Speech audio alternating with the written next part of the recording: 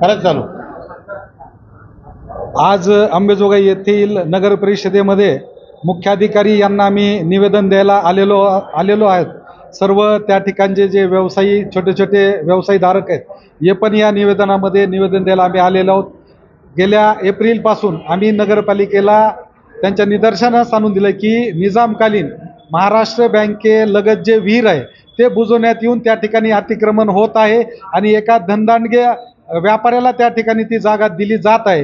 हे आम्ही मुख्याधिकाऱ्यांना आपल्या निवेदनाद्वारे त्यांना त्या ठिकाणी सांगण्यात आलं, त्यांना त्या ठिकाणी त्याची जाणीव करून दिली। परंतु त्यावेळेचे जिल्हाधिकारी माननीय पाठक साहेब यांना पण आम्ही त्या ठिकाणी निवेदन दिलं आणि पाठक साहेबांनी मुख्याधिकाऱ्यांना आदेश दिले की तात्काळ ते अतिक्रमण त्या ठिकाणी काढून टाका।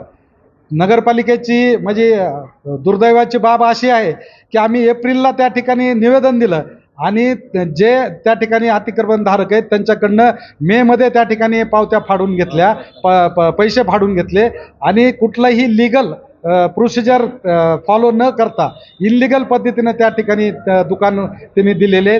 आपण अंबेजोगाईकरांनी पाहिलं असेल की जे छोटे छोटे व्यावसायिक आहेत, काही दिवसापूर्वी अंबेजोगाई शहराचं जे अतिक्रमण निघालं त्याच्यामध्ये छोट्या छोट्या व्यावसायिकांना स्वतःचं पोट भरण्यासाठी छोटे गाडे किंवा टपऱ्या लावले होत्या।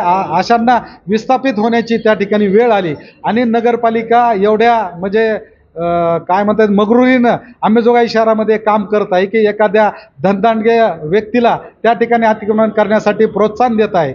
मी यापूर्वी मुख्याधिकाऱ्यांना 2-3 निवेदनं दिली आणि त्यांना स्मरणपत्र दिलं आणि त्यांना सांगितलं की हे नगरपालिकेची जी विहीर आहे, निजामकालीन विहीर आहे, ते बुजवलेली, त्या विहिरीवर अनेक लोकांना त्या ठिकाणी पाण्याची व्यवस्था होत होती, ते बुजवण्यात आलेली आहे, ती तात्काळ मोकळी करा आणि त्याच्यावर झालेलं अतिक्रमण हे आपण तात्काळ काढा, अशा पद्धतीची आम्ही त्यांना वारंवार मागणी केली। आज मुख्याधिकारी त्या ठिकाणी उपस्थित नाहीत। आम्ही त्यांना जे प्रशासन आहे त्यांना विनंती केली की आपण तात्काळ ती कारवाई करावी।